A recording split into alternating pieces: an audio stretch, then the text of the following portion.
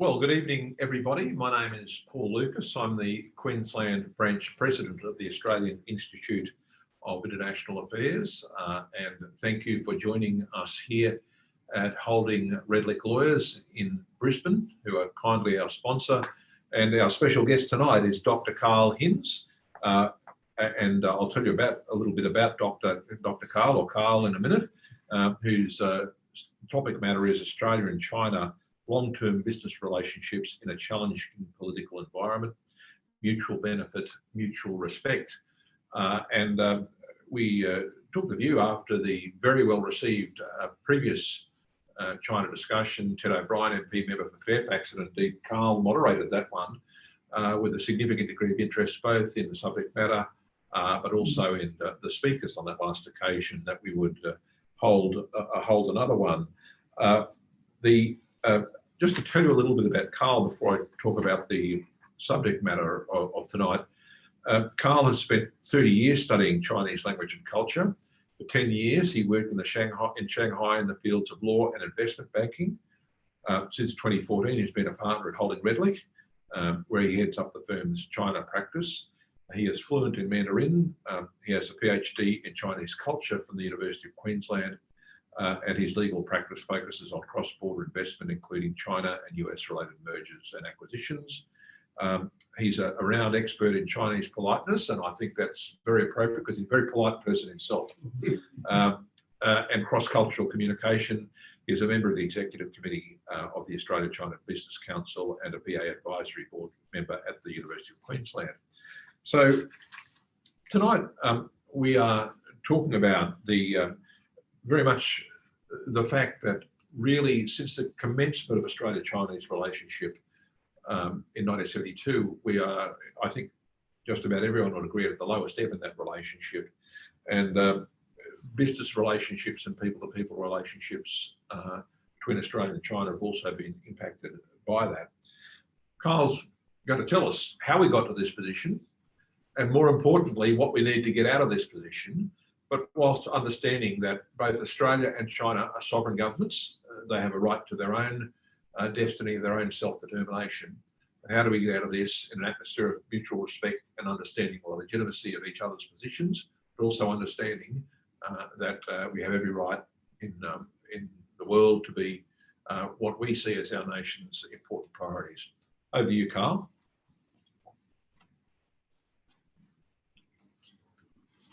Hello, everyone home? Give me while I get ready here without the mask. So I'd like to begin, if I may, by pausing to reflect on the fact that we're meeting on custodial land of the oldest living civilization in the world. And I pay my respects to both the Jagera people and the Turrbal people and their elders past, present and emerging. I also want to give a special thanks to Paul for the invitation to speak here today. And also to David, David Costello from AIAA, the Secretary for Queensland. So the idea about being at the lowest ebb is absolutely correct, Paul. You mentioned that grim scenario. So what does it look like?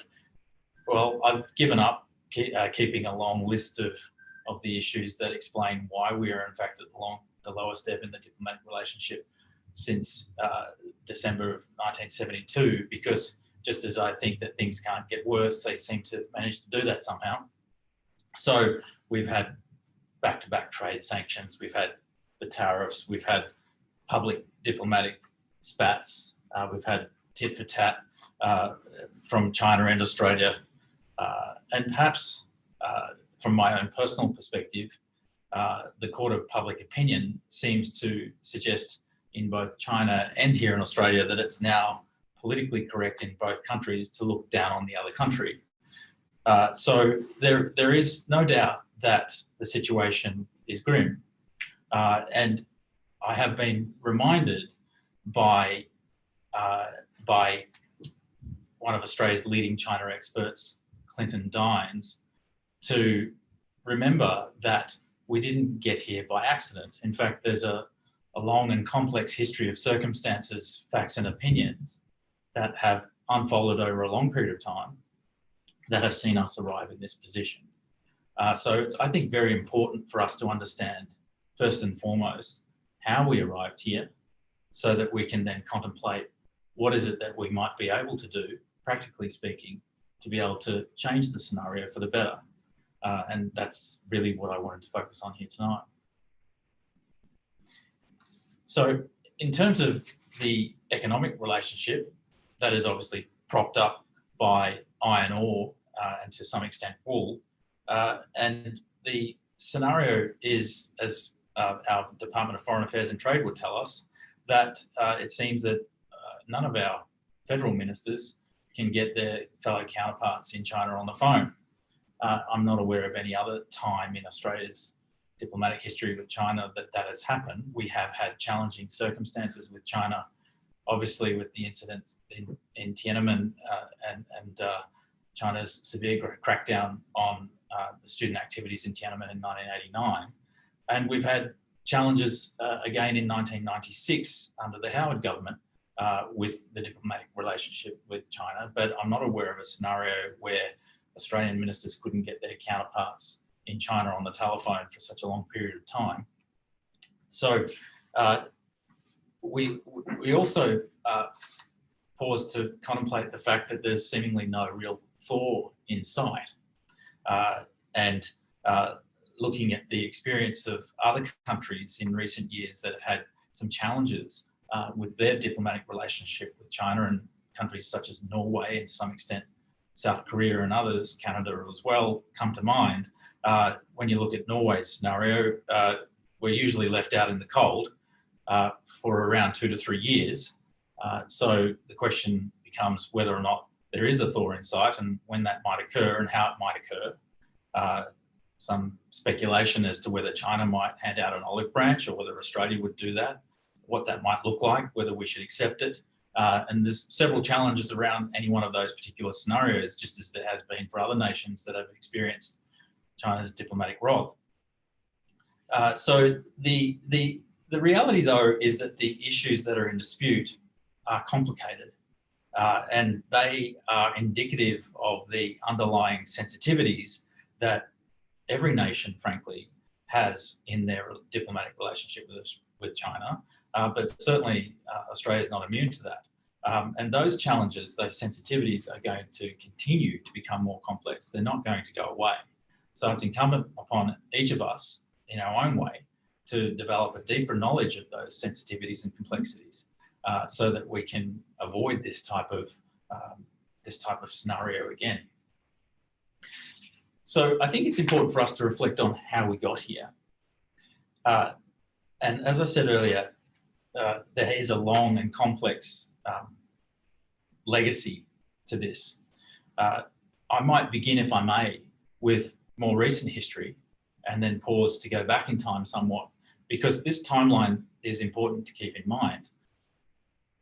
It was only in November of 2014, so almost 7 years ago, that Chinese President Xi Jinping gave a presentation, an unprecedented presentation to a joint sitting of Australia's federal parliament. That was during Chinese President Xi Jinping's visit to Australia for the G20. Here we are only a short time later in this diplomatic freeze-out. At that time, in late 2014, and I remind myself that I came back to Australia from 10 years in China around this period and started working at Holding Redlich, in fact, in November of 2014, so coincidentally around the same time. There was an expectation of a golden era in Australia's relationship with China, economically and otherwise. So that golden era started to unfold in 2015, in June 2015, with Australia obviously signing the free trade agreement. And subsequently, Donald Trump was elected to the presidency of the United States in 2016. And the Trump administration ramped up pressure on China with the US-China trade war, calling foreign imports a national security threat, imposing tariffs and quotas on imports imports and calling out unfair trade practices for technology and IP. I was actually in China working at a US law firm, Dorsey & Whitney, the firm that I was with before joining Holding Ridley, in their Shanghai office at the time that the Obama administration began challenging essentially the Chinese government on their trade position. That was ramped up significantly under the Trump administration. And so you had these spot fires of issues in the US-China relationship, and that inevitably, given the importance of the alliance between the United States and Australia, impacted upon Australia's relationship with China. And these spot fires were going off from time to time. Sometimes they appeared in the most extraordinary of circumstances. I remember, for example, at the Rio 2016 Olympic Games, the Australian swimmer, Mac Horton, having a public spat with Sun Yang, the Chinese swimmer, and somehow that becoming a political incident. As you see, when the relationship between the US and China becomes challenging, so too does the relationship between Australia and China, and that's been the case for a very long period of time. Then we come to 2018, Australia's federal parliament passed a suite of laws focused on Australia's security and foreign interference. In August of 2018, Australia's then Treasurer, Scott Morrison, blocked Huawei and ZTE from participating in Australia's 5G rollout. Morrison obviously then subsequently replaced Malcolm Turnbull as Prime Minister. Then we go to 2019, and that saw allegations of spying and espionage from both countries. The Solomon Islands severed diplomatic ties with Taiwan and agreed essentially to diplomatic relations with China and participation in China's Belt and Road Initiative. There were allegations in 2019 of human rights abuses in Xinjiang. And then, of course, COVID-19. In January of 2020, COVID-19 arrives in Australia from Wuhan. The reaction to that by the Australian government was in April of 2020 for the Australia's Foreign Affairs Minister, Maurice Payne, to call for a global inquiry into the origins of COVID-19. China's ambassador to Australia, Chen Jingye, responded angrily, suggesting that the Chinese public may boycott Australian products and decide not to visit Australia. Then in May of 2020, China proceeded to ban certain beef imports from Australia into China and imposed an 80% tariff on Australian barley imports. So in June 2020, China's Ministry of Culture and Tourism urged Chinese citizens not to travel to Australia, citing, quote, a significant increase in racist attacks in the wake of COVID-19. And later in that same month, June 2020, China passed its tough new security legislation for Hong Kong, which prompted Australia to join some countries in the international community in raising deep and growing concerns. The next month, in July of 2020, Prime Minister Morrison announced a major increase in defence spending and a new military focus on our region, saying that, we quote, "We want an open, sovereign Indo-Pacific, free from coercion and hegemony." So then we go through the months of August. We've got anti-dumping investigations into wine. We've got the Chinese government, the Australian government warning Australians travelling to China of arbitrary detention. We've got the Chinese government saying that they should not, that Chinese citizens should not go to Australia because of the law enforcement authorities in Australia may arbitrarily search Chinese citizens in Australia and seize their items. So this back and forth diplomatically, and then China's Deputy Ambassador in Canberra, Wang Xining, gave a speech calling Australia essentially treacherous, comparing Australia to Brutus, albeit, of course, that the relationship between Australia and China is in many ways thoroughly different to the relationship between Julius Caesar and Brutus, which is another topic.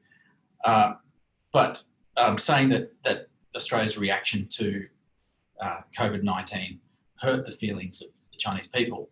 Now, this is an issue that I'll come back to later because it's very important when we understand the concepts of mutual trust, mutual respect and mutual benefit as to what that really means when you have a senior Chinese diplomatic official talking about a country hurting the nation's feelings. So, well, can I just comment though on one thing you raised there, Carl? That it seems to me that in the world of trade, you know, you refer to the Huawei situation. Governments, Australian governments, other governments face decisions in foreign governments, whether it was on the basis of the Huawei one or other ones, where you don't get access to markets and you don't like it, and that happens. But what sort of strikes me from what you said in my observations is that this has become all about face, and that even things that are negative and countries don't like, they can handle. But when you make it a matter of face, you talked about swimming. The quickest way to get the Australian people upset is for someone to have a go at an Australian swimmer. Why would you not think that if you had a go to a swimmer from another country, the same thing would happen?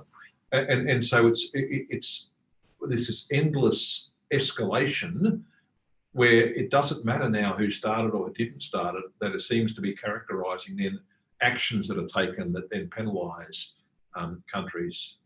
Would you care to comment on that? I think that's a very important point. So some things have stayed the same and some things have changed in relation to Australia's diplomatic relationship with China.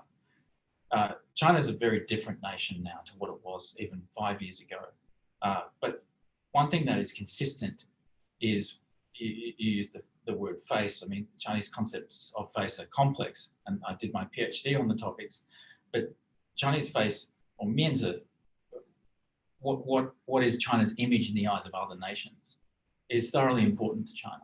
There's no doubt about that. And so when a senior Chinese diplomatic official talks about China's feelings being hurt, there's a lot of complexity to that, but a large part of it is about China's mianzi, their image in the eyes of others. There's also a concept of renqing, human feeling, which is how we behave, how we interact with one another in a relationship. And calling someone out bluntly without doing it gently and diplomatically is almost invariably going to result in someone being offended in China. And so there's that. There's also the fact that China's face has become increasingly prominent. Even if you go back to when I first went to China as a student in '91, a lot of my Chinese friends and colleagues in those days sort of had a sense of not so much cultural cringe, but a sense of self-doubt, a sense of we're a developing nation, we've suffered from 100 years of humiliation at the hands of the West. We haven't redeemed ourselves. You better qualify that point for the audience. What's the 100 years of humiliation? So the 100 years of humiliation is something by Nian Guoshi that every Chinese individual is indelibly familiar with. It's part of their education. It's a core part of their education to understand and to acknowledge what that means. It started with the Opium Wars in the mid-1800s and went through the demise of the Qing dynasty and essentially was only ended. And there were a series of foreign invasions of China by Britain, for example, with the Opium Wars, the taking of Hong Kong and other parts of mainland China, Germany, subsequently Japan, Russia, other nations essentially taking pieces of China. And then this really only ended with the end of the Chinese Civil War in 1949, when Mao Zedong's Communist Party prevailed and Chiang Kai-shek's nationalists fled to Taiwan. So every Chinese citizen knows that China suffered immensely during what's known as the 100 years of humiliation. So they see themselves as one of the oldest civilizations on Earth, invented gunpowder, invented paper, invented all these sort of things. And there's this blip of humiliation within an otherwise continuum of significance in the world, and they're not, you know, they see that as no longer acceptable. Correct. And whereas back in the late 80s, early 90s, when I first started to get involved in learning Chinese language and culture, there was absolutely a humility, but there was almost a sense of doubt stemming from the Cultural Revolution and several issues that had occurred. The fact that China was no longer a prominent nation on the global stage, there was a sense that China still had a long way to go in seeking some sort of redemption for the 100 years of humiliation. Now, that changed significantly during the global financial crisis, when the West suffered massively as a result of the global financial crisis, and China prospered hugely from an historic government stimulus that saw Chinese economic growth soar. And so China, during the global financial crisis, was able to develop a new sense of vigor. And then that was only exacerbated after Chinese President Xi Jinping came to power in what was an unprecedented, with unprecedented uncertainty as to how he progressed to power. Because prior to his rise to power, Chinese presidents and leaders of the Chinese Communist Party had been anointed by their predecessor. And that wasn't the case with President Xi Jinping. So he was a real game changer. He came to power in an uncharacteristic manner, and then subsequently wanted to stamp genuine authority on his position and take China in a new direction. So China, under his leadership, has gone in a thoroughly different direction and has got, in many respects, a new confidence. And that means that its face, if you like, is bigger. It's more at risk. And on the flip side, that Chinese citizens consider more valuable. And so your point is absolutely correct. Face is a key issue and is one of the many complex elements that needs to be understood here in Australia for us to have better relationships with China. So it's clear that, you know, we have arrived at this position through a very complex set of circumstances. You know, I could go on to explain many others, but I'm sure many of you out there online and those of you in the room are very familiar with the number of the issues that have arisen. So I won't go through the long litany. China, of course, famously released to journalists in Australia a 14-point set of grievances as to why China was annoyed with Australia. Many of you will be familiar with those. But that's only the issues that have occurred in the past 18 months. The legacy of issues goes back a lot further than that. And it's important for us to bear in mind that the nature of Australia's diplomatic relationship has somewhat gone full circle. So our diplomatic relationship with China, to the extent that we didn't really officially have one, but Australia's view of China diplomatically following the rise of the Communist Party to prominence in power in 1949 was essentially focused on Australia's geopolitical relationship with China, how China stood geopolitically, and it was our diplomatic or our connection with China in those days was really about countering the ongoing rise of Japan. And so it wasn't really until even with the formal establishment of diplomatic relationships in December of 1972 that you mentioned earlier under the Whitlam government, it wasn't, at that time and for some time afterwards, Australia's connection with China was still largely focused on the geopolitical environment. It was what subsequently under the Fraser and then Hawke and especially Keating governments, that the diplomatic relationship between Australia and China evolved into more of an economic business connection. And so Hawke himself described the relationship as a special relationship. That was challenged, of course, in 1989. But even so, the relationship evolved. But what we've seen now in more recent times, as I've touched on earlier, is a return to a focus of the relationship in the context of the geopolitical environment.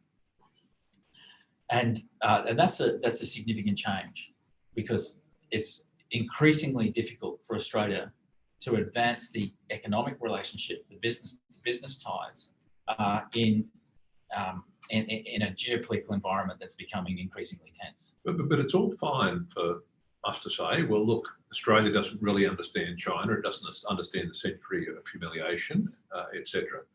But you've got to, to my observation, China doesn't understand Australia, and indeed often demonstrates that it just does not understand how the West functions. It's got a tin air in many respects with respect to the West and Western democracies. Would you agree with that proposition? Yes, I do. There's a lack of understanding on both sides, frankly, and it's difficult to advance relationships of trust, mutual respect and mutual benefit without fundamental understanding. And I would say on the Australian side, I was very fortunate. I was lucky enough under the Hawke government to be given a scholarship to go to China in 1991 to begin my understanding of China. And that's an ongoing exercise. 30 years later, I'm still learning. But the Australian government in those days invested in people like me to develop a long-term understanding, a deep understanding of Chinese language and culture. I'm not so convinced that we're doing that anymore. In fact, we're not advancing our in-depth understanding of China. And equally, China's not doing that of us either. And the consequence is that you end up getting this tit-for-tat spat, barrage of spats between diplomats and political leaders, with in-depth understanding that shouldn't be happening, irrespective of the vast differences in values and political structures. Well, Carl, we're paying in the big money, that is a free membership for a year for tonight, to hit us with the big facts. Tell us what we should be doing to get the relationship back on track. How do you see that Australia can absolutely rightly preserve its sovereignty, preserve its sense of self, but get the relationship back on track? Hit us with the points. So I touched on this in the note, and I always like to provide what's on the tin. So I touched on the short note explaining what we were going to talk about during the session on the concepts of mutual benefit, mutual trust, and mutual respect, and I've mentioned them already. First and foremost, it's critical that we as Australians try to understand what those concepts mean from a Chinese perspective. And of course, it would help if our Chinese friends and counterparts made the effort to understand what those concepts mean from our perspective, because those concepts differ massively across cultures. Just to touch on mutual respect, for example, maybe it's easier to start with trust. Trust, of course, normally arises out of a sharing of common values. And it's obvious that there are differences in values, of course, between China and Australia. So that inherent trust that comes with a sharing of common values is difficult to establish. So if you don't have a common set of values, what is it that you need to rely on to establish mutual trust? Well, there are a series of things that need to be relied on that require deep cultural and linguistic understanding. You can't have trust without behaving in the right way. You can't have trust without speaking in the right way. So it requires an understanding of what is the right way to behave. What is the right way to challenge someone? What is the right way to counter someone? What is the right way to disagree with someone?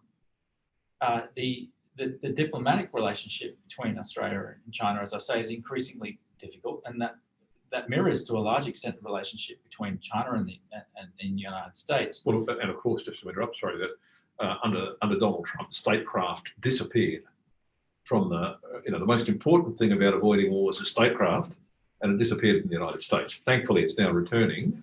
That's your point, isn't it? Absolutely, it is. And China, one thing that has stayed consistent in the United States under the Biden administration is the strong position on China.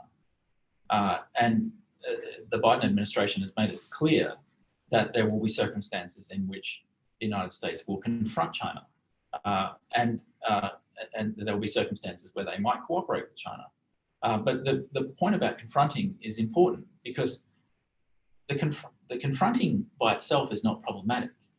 It is how you confront. Well, what Biden has done is depersonalised the language, hasn't he? To a very large extent, yes. Rather than calling, people little man and, the relation to the leader of North Korea, but, those sort of negative terms, as you say, being firm is different from being offensive. Correct. And so it's a very important aspect of what I do in my job as at a business-to-business level, and everyone here in this room, I'm sure, understands it deeply at the people-to-people level. In terms of the people-to-people relationships, we, in our own way, all strive to make sure that if we're confronting someone in a person-to-person relationship, we're doing that appropriately, and that has its cultural nuances, and we can't ignore those. In fact, we should be making greater efforts to understand them, and I think that there's a dearth of understanding, actually, on both sides in relation to that issue. So mutual trust, mutual respect. The concept of mutual respect, 互相尊重, in Chinese culture is something that needs to be understood deeply. Respect requires a consistency of conduct. It doesn't mean that you have to. It doesn't mean that you have to be more like each other, or that you need to like each other more. What it means is that you need to show proper conduct, proper language with one another. So if you are disagreeing, confronting, that is done respectfully. And often that requires something that Australia actually doesn't have in relation to China. So in many ways, Japan, for historical reasons, has a far more complex relationship with China than we have. And yet, one reason why Japan has been very successful with China in recent years in its diplomatic relationship is because of the multitude of informal relationships that exist. So Japan was one of the first countries to invest in China after its opening up in 1978. And Japan has invested huge sums of money and has sent an enormous number of people to China over those years.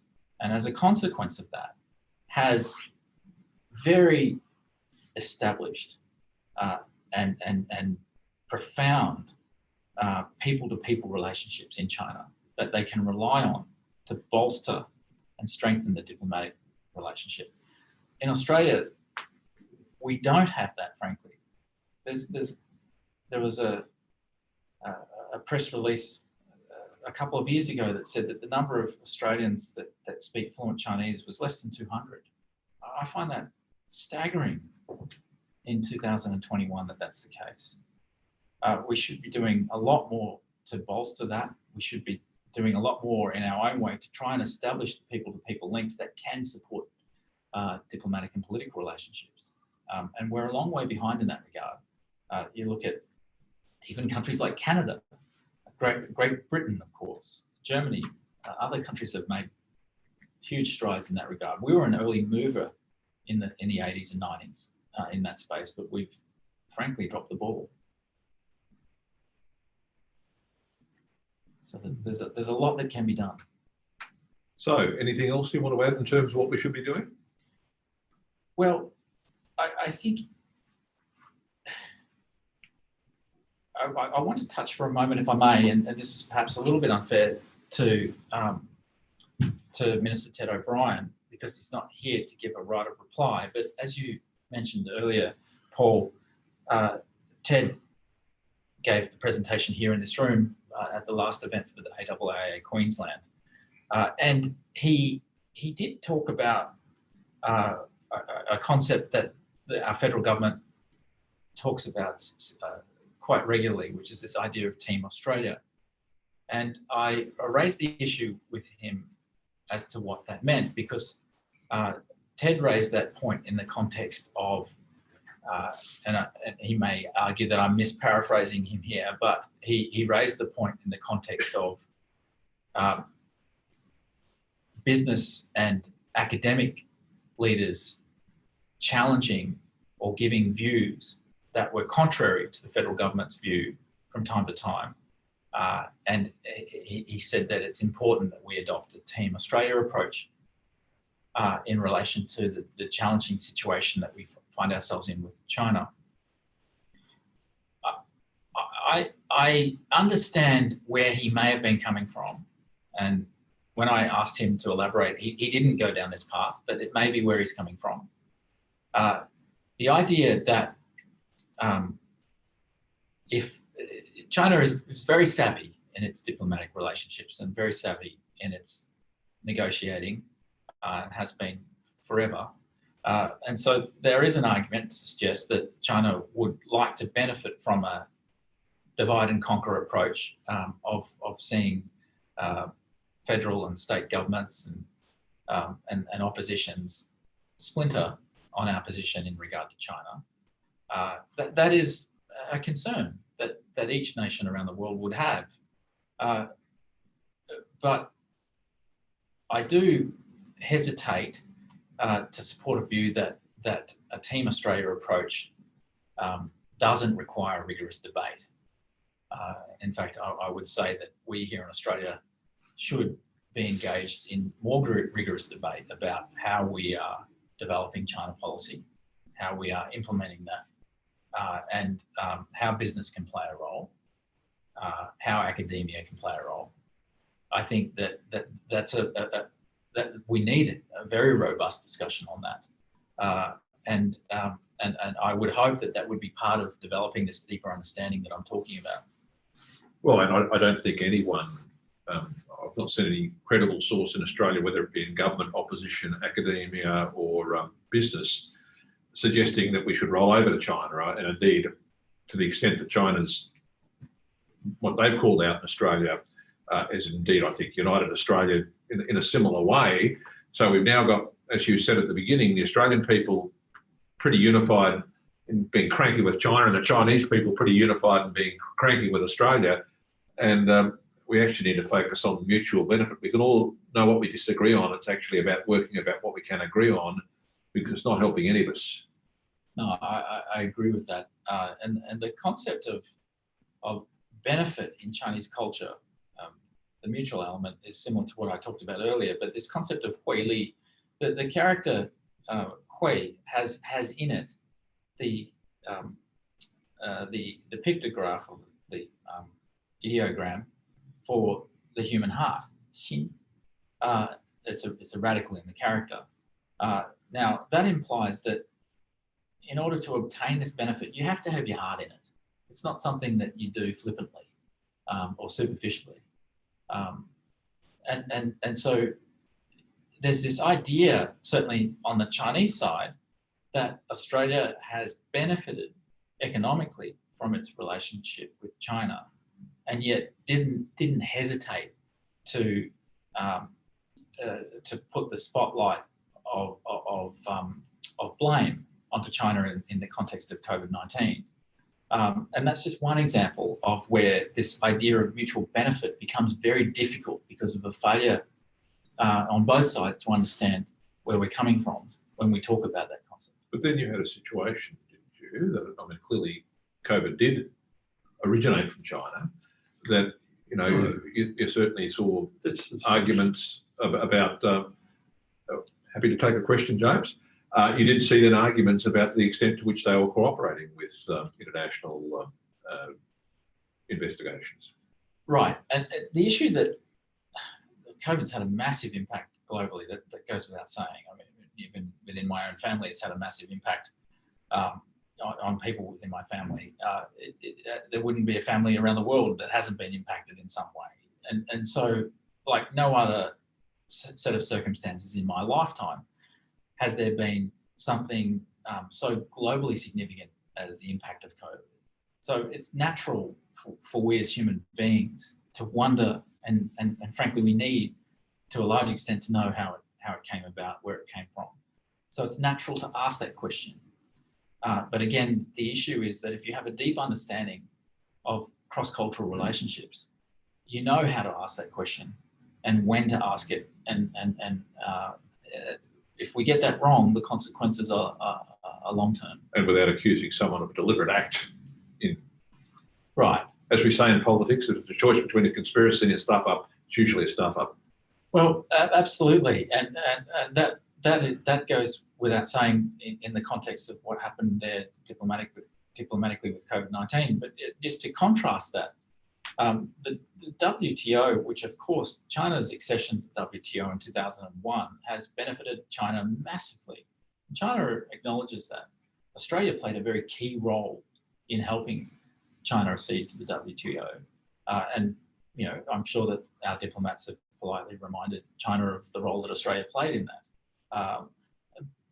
But when it comes to, you know, of course, there's these cases that are going back and forth at the moment, barley, wine, and so on, between China and Australia. But at the WTO, there's this ongoing discussion at the moment about how the appeals process within the WTO can be improved. And China and Australia are actually cooperating vigorously on this.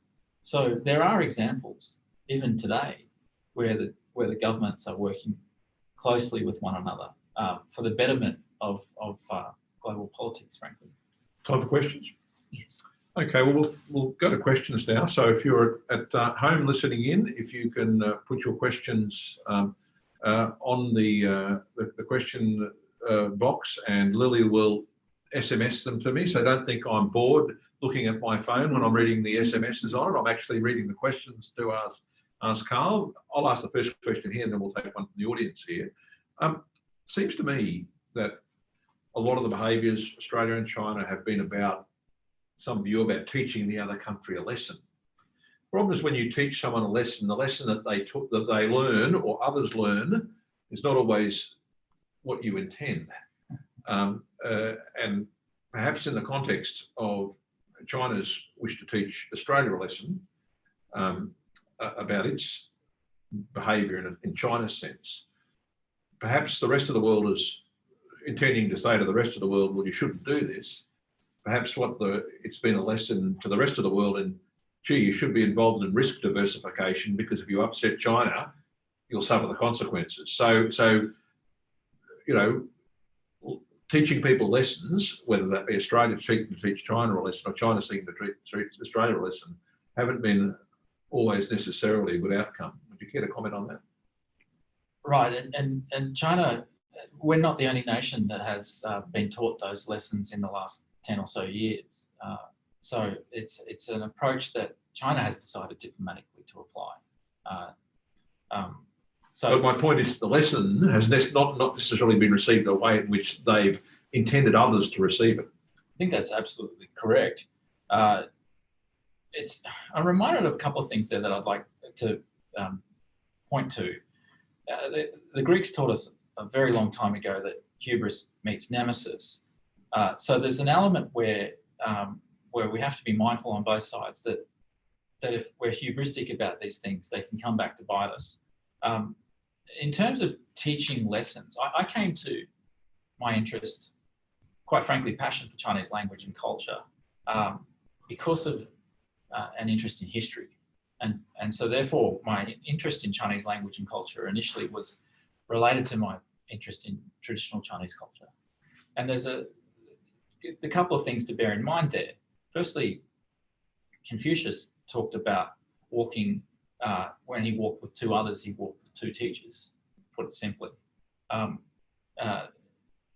Lao Tzu, the famous Chinese philosopher, visited his master, Zhuangzi, on his master's deathbed and asked for a final lesson.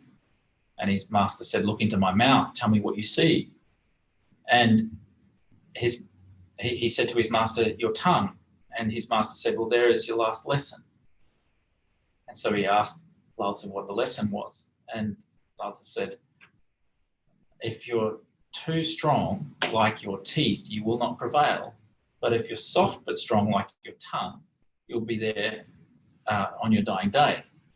And I think in terms of lessons, this hard approach of teaching diplomatic lessons is not working. And if somehow both sides can take a leaf out of traditional Chinese culture and realise the value of being soft but strong, then I think we might be in a better place. Perhaps collegiate learning is better than teaching or telling.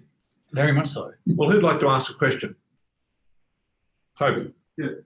Carl, to what extent do you think that what's going on here is because of the public nature in which things are being said? Like, take the inquiry into the origins of COVID. You know, we came out publicly and said this is what we want to happen. And you mentioned before going behind using back channels and so on. Is that impacting a lot, or is that too simplistic a way of looking at this? That's a really important point. Just one second, Lily. Did that question come through okay on the broadcast? Did you hear that question okay? Can you just repeat it, Paul, just for online? Can you give me the thumbs up? Did you hear? Hopefully. Repeat the question maybe from you guys. Yeah. So the question, if I paraphrase it correctly, is to what extent is the fact that some of these diplomatic issues are being addressed very publicly rather than diplomatically behind the scenes, to what extent is that exacerbating the situation or making it more difficult than it might otherwise be? And the point is a very good one. There are different views on this. I'm not a diplomat or a politician, but there seems to be a view that that there were enough people in Australia who were aggravated and affected by COVID that if the government wasn't seen to be strong in its response, that there might be a bit of political pushback in Australia on the government's inability to raise the issue with China. I'm not sold on that viewpoint because I take a very long-term perspective on what is in our national interests. And I would have thought that that aggravating your number one trading partner in the midst of a global pandemic might not be the smartest thing to do. And that we could have politically dealt with the seriousness of the issue by explaining that the questions were being asked through the proper channels, and that the government was committed to getting an answer, because it's important that we understand what happened. Next question is from an online question from one of our councillors, Adel Khan. My question is whether prioritisation of geopolitics over economic relations is helpful in forging a more mutually respectful win-win relationship in the long run.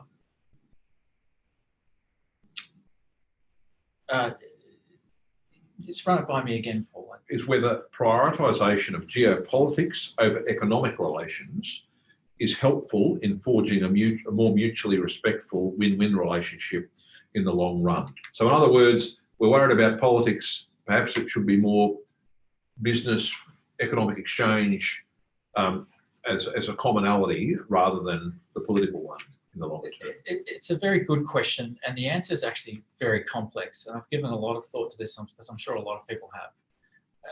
In the flyer for the presentation today, I touched on this as to whether there were some lessons that might be learned from the business-to-business scene space that might be available to the diplomatic community or the political community.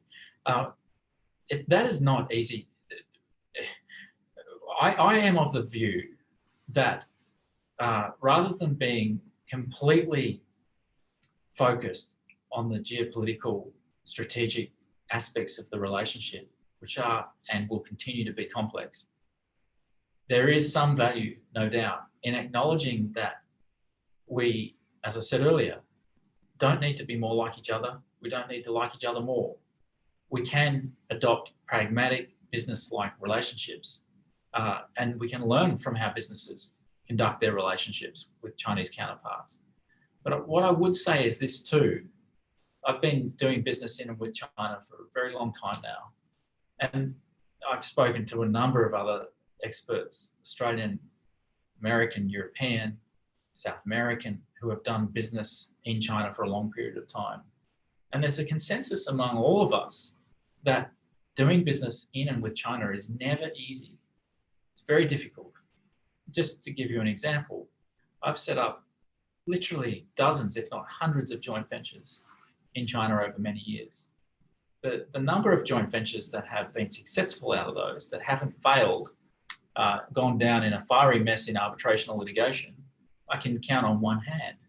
Now that shows that even with the business-to-business relationships, they're difficult.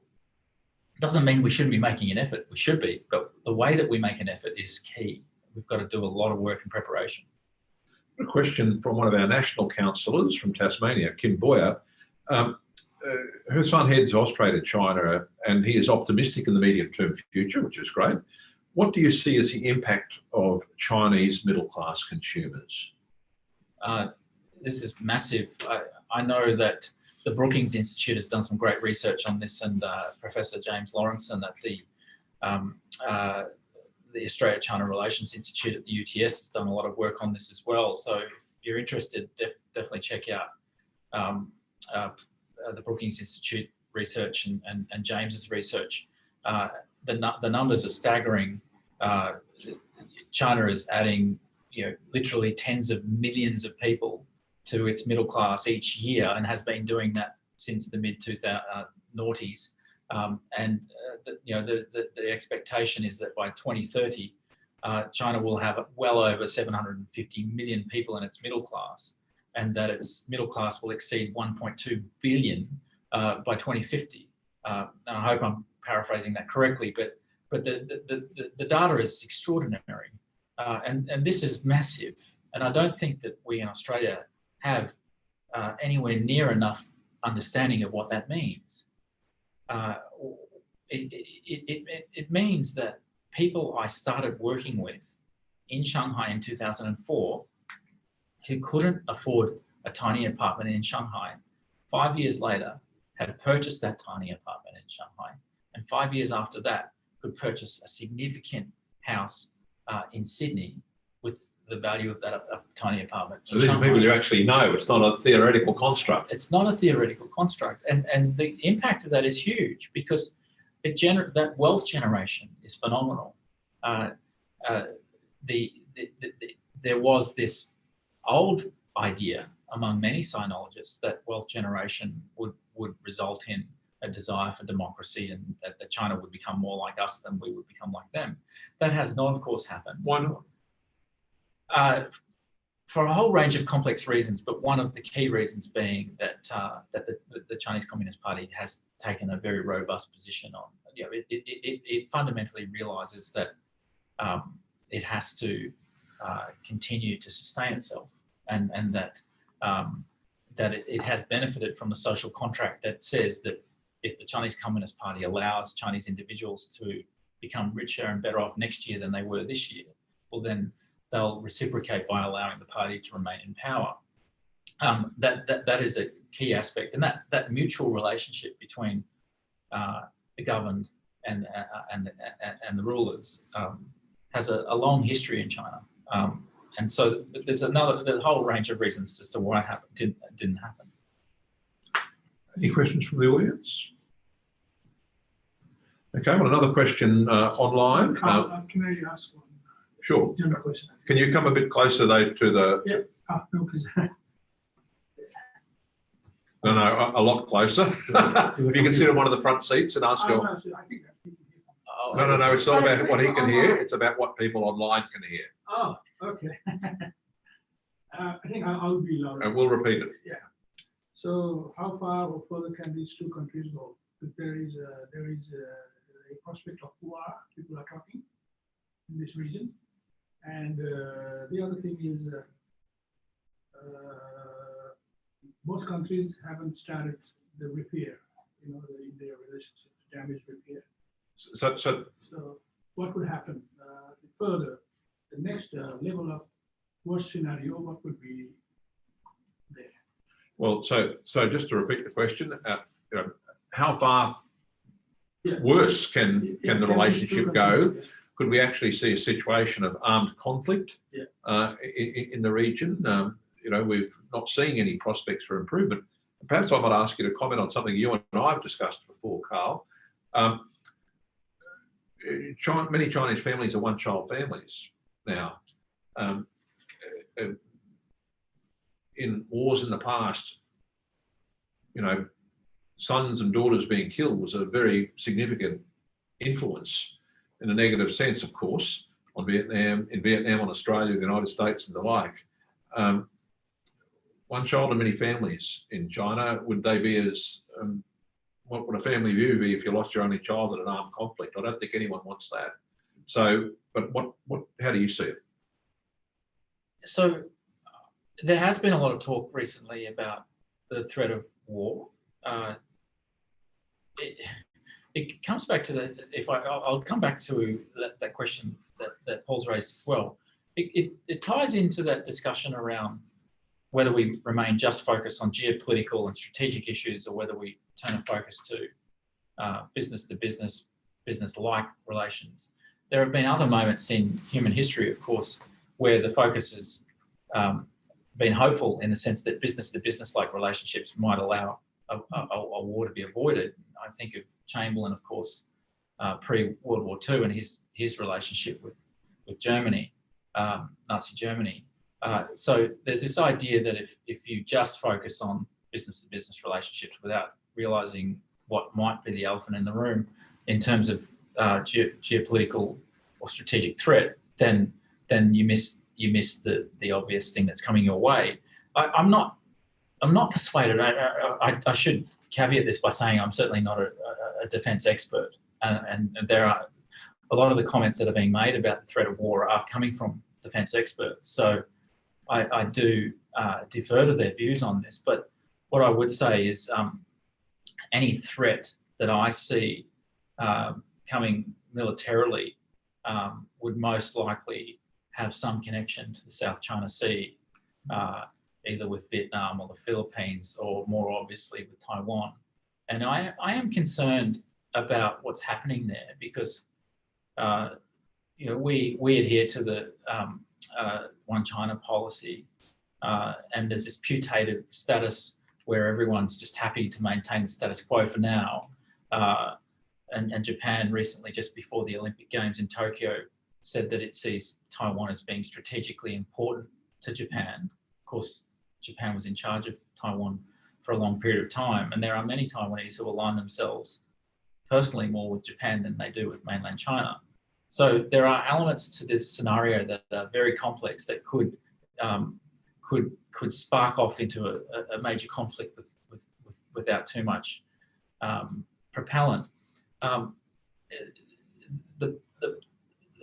I am hopeful, of course, that doesn't happen. A physical war, a traditional war, would be disastrous. On top of COVID, it would be disastrous for everyone. Not to mention the fact that these nations have nuclear power, and the consequence of that one would assume would be mad in that sense of mutual assured destruction.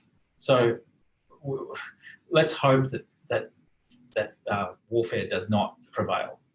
Yeah, there was. I was just watching one webinar organized by La Trobe University just a while ago. Malcolm Turnbull and Kevin Dodd were talking about the relation between two countries, which is further damaging, and they were saying that in the modern world, Xi Jinping was the most brilliant leader in the world, in the modern world, and this coalition's government is not doing enough. Well, unfortunately, we'll have to take that one on notice because we've reached 7 o'clock. Oh, thank you. So can I thank you, Carl, for your wonderful contribution tonight. I suppose what I wanted to highlight about your contribution, Carl, is not only, of course, is extremely erudite, but when we're talking about, actions, and then we're talking about face, and we're talking about feelings, that you demonstrate so well how you understand aspects of Chinese culture and character, that you depersonalise disputation and indeed focus on the individual characteristics of people and explain it in that context. I think is, maybe we should put a good word in for you as a future Chinese Australia ambassador to Beijing. You heard it first here at AIIA Queensland, ladies and gentlemen. So thank you very much, Carl. Can I just remind you all of two future events that we have in our calendar? You'll find them on our website. On the 24th of August is Professor Alex Bellamy, online only, The Quest for Peace in a World in Flames. That's not very uplifting, but worthwhile thinking about. But will be an excellent contribution. And again, on the 7th of September, Ian Kemish AM, well-known former Australian ambassador, will be speaking about, on the topic, who are you going to call? Consular crisis management in the Australian Foreign Service. We'll often talk about diplomatic matters, that's what we talk about. In this one, we're going to talk about consular matters. What do they do in a crisis? Those roles. I'll look at that over time. So it's very interesting things that we've got coming up. And I also say to our members of AIIA, obviously it's been difficult for us to get together during COVID. Your executive, your council is planning a face-to-face event in a couple of months' time. I mean, we are face-to-face tonight in a limited sense, but where we can all get together in a social atmosphere and have a drink and a snack and sort of get to know each other again. So again, thank you very much, everybody, and good night.